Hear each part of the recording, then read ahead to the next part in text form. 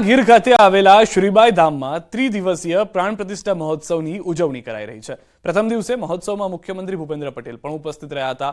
10 કરોડના ખર્ચે પ્રજાપતિ સમાજ દ્વારા તૈયાર કરેલા મંદિરમાં આજથી ભવ્ય મહોત્સવની શરૂઆત થઈ છે। કાર્યક્રમમાં સાધુ સંતો ઉપરાંત ભાજપના નેતાઓ પણ ઉપસ્થિત રહ્યા હતા।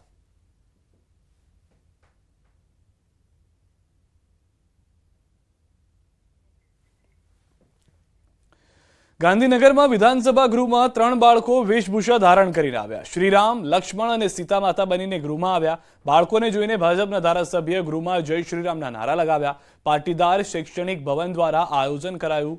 આ સંસ્થા દ્વારા સૌપ્રથમ જુનિયર જીપીએસસીના ક્લાસ શરૂ કરાયા છે। પાટીદાર શૈક્ષણિક ભવન મારફતે 55 બાળકો વિધાનસભાની મુલાકાતે આવ્યા। તમામ બાળકોએ વિધાનસભા ગૃહમાં થતી કાર્યવાહી પણ નિહાળી હતી।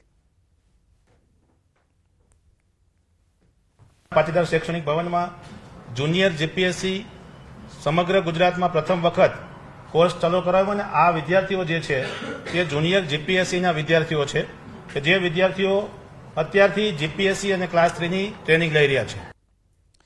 ખેડા જિલ્લામાં ફરી એકવાર શિક્ષકોની લાલિયાવાડી જોવા મળી છે। નડિયાદ તાલુકાના ચકલાસીના ઉમેદપુરાના ભીખા ઉમેદના કુવા પાસેની પ્રાથમિક શાળાનો એક વિડીયો વાયરલ થયો છે, જેમાં ચાલુ શાળાએ શિક્ષકો ગેરહાજર જોવા મળી રહ્યા છે। એક જાગૃત નાગરિક દ્વારા તમામ વર્ગખંડો તપાસતા એક પણ શિક્ષક કે આચાર્ય જોવા ન મળ્યા, જેને લઈ જાગૃત નાગરિક દ્વારા આ વિડીયો બનાવી તેને શેર કરવામાં આવ્યો છે। વિડીયોમાં શાળામાં અભ્યાસ કરતા વિદ્યાર્થીઓ જાણે રામ ભરોસે હોય તેમ દેખાઈ રહ્યું છે। શિક્ષકોની ગેરહાજરીથી બાળકોના શિક્ષણ તેમજ સુરક્ષાને લઈ અનેક સવાલ ઉભા થઈ રહ્યા છે। આ સમગ્ર મામલે હવે શિક્ષણ વિભાગ શું પગલાં લેશે તે તો આવનારો સમય જ બતાવશે।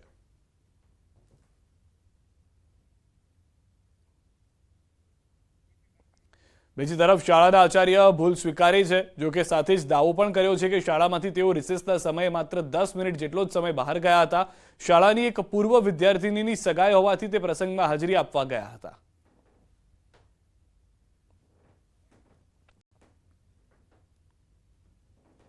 ઘટનામાં એવું હતું કે અહીંયા નજીકમાં જ સ્કૂલની સામે જ એક દીકરીના એન્ગેજમેન્ટ હતા અને એ આગલા દિવસે આમંત્રણ આપી ગઈ હતી અને એના ઘરેથી પણ આમંત્રણ હતું અને એના ફાધર છે નહીં, તો એણે એમ કીધું કે મેડમ સર તમે ખાસ આવજો। એટલે આપણને એમ થયું કે બાપ વગરની દીકરી છે તો આપણે એને આશીર્વાદ આપવા આપણે ખરેખર જવું જોઈએ। તો અમે રિસેસના ટાઈમે માત્ર એને આશીર્વાદ આપી અને 5 થી 7 મિનિટમાં અમે રિટર્ન આવ્યા છીએ।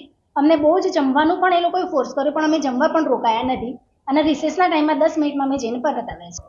વાત સાચી છે, ફરજ દરમિયાન છે કે ના છોડાય અને અમે ગયા હતા કે કદાચ અમે માનીએ છીએ કે ભાઈ ભૂલ છે અમારી કે ભાઈ આવું ખરેખર ના થવું જોઈએ। આ તરફ ગ્રામજનોનો પણ શિક્ષકોના સમર્થનમાં આવી ગયા છે। ગ્રામજનોનો દાવો છે કે જે વ્યક્તિએ વિડીયો વાયરલ કર્યો છે તે વારંવાર શિક્ષકોને હેરાન કરી રહ્યો છે। સાથે જ એવી પણ ચીમકી ઉચ્ચારી છે કે જો શિક્ષકો વિરુદ્ધ કાર્યવાહી થશે તો તેઓ તેમના સમર્થનમાં આંદોલન કરશે।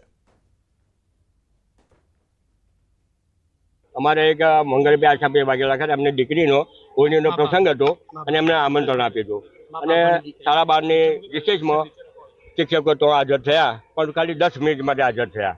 હાજર થઈ દીકરીના હાથમાં પૈસા આપી અને પરત આવતા રહ્યા અને રિસેસમાં આવતા રહ્યા।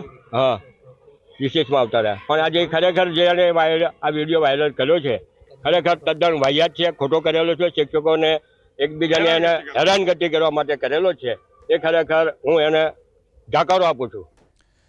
રામલલ્લાના દર્શન માટે દ્વારકા અને જામનગર જિલ્લાના 1340 રામ ભક્તોને લઈ આસ્થા ટ્રેન અયોધ્યા જવા રવાના થઈ હતી। આ તકે સાંસદ પૂનમ માડમ તેમજ જિલ્લા કલેક્ટર ઉપરાંત ભાજપના કાર્યકર્તાઓ હાજર રહ્યા અને રામ ભક્તોને મીઠાઈ ખવડાવી રવાના કર્યા। ભક્તો રવાના થતા પહેલા ખંભાળિયા રેલવે સ્ટેશન પર ભક્તિમય માહોલ સર્જાયો। ઢોલ નગારા સાથે ભક્તો તાલે ઝૂમ્યા હતા તો રેલવે સ્ટેશન પર જય શ્રી રામના નારા ગુંજી ઉઠ્યા હતા। દેવભૂમિ દ્વારકા જિલ્લામાંથી અહીંથી નાગરિકો, યાત્રાળુઓ, રામ ભક્તો અહીંથી અત્યારે અયોધ્યા જઈ રહ્યા છે। લોકોમાં ખૂબ ઉત્સાહ છે અને દરેક વ્યક્તિ એવું માને છે કે પોતાના જીવનકાળમાં એ આ આખા કાર્યનો સાક્ષાત્કાર કરી શક્યા ગુજરાતના પનોતા પુત્ર અને યશસ્વી વડાપ્રધાનના પ્રયત્નથી, એમની આસ્થાથી, મહેનતથી અને તેઓ પોતે માધ્યમ પણ બન્યા આખા કાર્યમાં। એ પણ બધાને એક વ્યક્તિગત રીતે ગર્વનો વિષય છે અને પોતે એનો સાક્ષાત્કાર કરી અને હવે દર્શન પણ કરશે, કાર્યમાં ભાગરૂપ રહેશે એ વાતનો પણ વિશેષ આનંદ બધા જ નાગરિકોમાં છે। ત્યારે અહીંનો એક અનેરો ઉત્સાહ છે।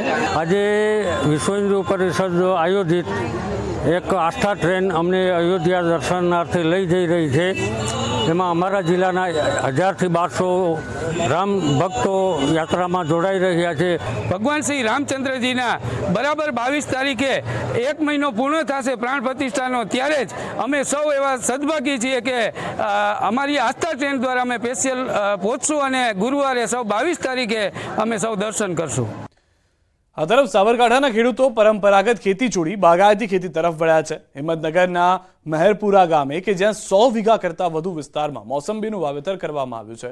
1 વીઘા પાછળ અંદાજે 20,000 જેટલો ખર્ચ થાય છે, તો ઉત્પાદન પણ અધધા થતું હોય છે. મોસંબીનો પાક એવો છે કે જ્યાં ઓછા સમયમાં પાક ઊભો થાય છે, તો સાથે આ પાકમાં માવજત પણ ઓછી જોવા મળે છે. તો આ પાકમાં કોઈ પણ પ્રશ્ન ઊભા થતા નથી, જેના કારણે ખેડૂતો આ ખેતી વધુ કરતા હોય છે. સિઝન દરમિયાન 15 થી 20 રૂપિયા કિલો મોસંબી વેચાતી હોય છે, એટલે કે 1 વીઘામાં અંદાજે 20,000નો ખર્ચ કરતા 1 લાખથી 1.5 લાખ રૂપિયા ખેડૂતોને મળતા હોય છે, જેના કારણે ખેડૂતોએ મોસંબીનું વાવેતર શરૂ કર્યું છે. તો આ જોઈ અન્ય ખેડૂતો પણ મોસંબીના પાક તરફ વળ્યા છે. આમ તો ખેડૂતો હાલ વંશ પરંપરાગત ખેતી છોડી બાગાયતી ખેતી તરફ વળ્યા છે. ફળફળાદીનું વાવેતર વધી રહ્યું છે, ત્યારે બાગાયત વિભાગ દ્વારા સબસિડી પણ અપાઈ રહી છે, તો ઉત્પાદન ઝડપી મળી રહ્યું છે, સાથે આવક પણ દિવસે ને દિવસે વધી રહી છે. સમયમાં પાક ઊભો થાય છે. સાથે આની અંદર માવજત બહુ પ્રમાણમાં ઓછી જરૂર પડે છે. લીંબુ વરનો પાક છે એટલે એની અંદર બીજા કોઈ પ્રશ્નો હાલ પૂરતા જોવા મળતા નથી. પાણીની જરૂરિયાત એક રહે છે અને વર્ષની અંદર 2 વખત ફાલ આવે છે. 2 વાર ફાલ આવવાના કારણે શું થાય છે કે ભાવ પણ ખેડૂતો મિત્રોને સારા મળી રહે છે. અને બીજું કારણ છે કે ભાગતોડ કરવું પડતું નથી આમાં. એ અમારો આમાં થોડુંક બેનિફિટ છે. પ્લસ એમાં જે નોર્મલ ખેતીમાં આપણે એવું હતું કે ભાઈ એમાં થોડુંક ઉત્પાદન ઓછું મળતું, તો આમાં થોડુંક ખર્ચો થાય છે પણ સામે ઉત્પાદન પણ એટલું વધારે મળે છે. મારે આખું ગામ ટોટલી છેલ્લા 15-20 વર્ષથી બાગાયત તરફ જ ખેતી ચાલે છે. મોસંબી છે, જામફળ છે, દાડમ છે, ડ્રેગન ફ્રૂટ છે. આ રીતે ટોટલી બાગાયત ખેડૂત જ પાક તરફ વળેલો છે, જેથી કરીને બાગાયતમાં કોમર્શિયલ કરતાં થોડો ખેડૂતને પૈસા વધારે મળતા હોય છે. તો અન્ય ખેડૂતો પણ મોસંબીના પાક તરફ વળ્યા છે, જેના કારણે આવકમાં પણ વધારો થઈ રહ્યો છે. 1 વીઘા પાછળ થાય છે 20,000નો ખર્ચ, જેની સામે આવક વધુ મળતી હોવાથી ખેડૂતોને ખુશી જોવા મળી રહી છે. સાથે જ અનેક પાકમાં નિષ્ફળતા ગયા બાદ આ પાક વધુ પૈસા આપતો હોવાની પણ ખેડૂતોની રાવ છે. નરેન્દ્ર મોદી સ્ટેડિયમમાં કાલે સહકાર સંમેલન પ્રધાનમંત્રીની હાજરીમાં યોજાશે. સહકાર સંમેલન સહકારિતા મંત્રી અમિત શાહ પણ રહેશે હાજર. 1.25 લાખથી વધુ ખેડૂતો રહેશે હાજર. 5 નવા પ્રોજેક્ટનું પીએમના હસ્તે ઉદ્ઘાટન. અમૂલ ફેડરેશનની 1973ની સ્થાપના, 1946માં અમૂલ ડેરીની સ્થાપના. આ વર્ષે ટર્નઓવર 61,000 કરોડને આંબી જશે. 1.25 લાખ ખેડૂતો હાજર રહેશે. આગામી 10 વર્ષમાં વિશ્વનું 30%થી વધુ ઉત્પાદન ભારતમાં થશે. 1200 કરોડના 5 પ્રોજેક્ટમાં રોકાણ. 1946માં 250 લીટર દૂધ સાથે અમૂલની સ્થાપના થઈ હતી. સરદાર પટેલની દીર્ઘદ્રષ્ટિથી સ્થાપના થઈ. અમૂલ ફેડરેશનની સ્થાપનાના 50 વર્ષની ઉજવણી. અમૂલના સંઘો થકી રોજ 300 લાખ દૂધ આવે છે. સ્થાપના સમયે ફેડરેશનનું ટર્નઓવર 20 કરોડનું હતું. ફેડરેશનનું ટર્નઓવર આ વર્ષે 61,000 કરોડને આંબી જશે. દરેક ગામમાંથી 1.25 લાખ ખેડૂત હાજર રહેશે.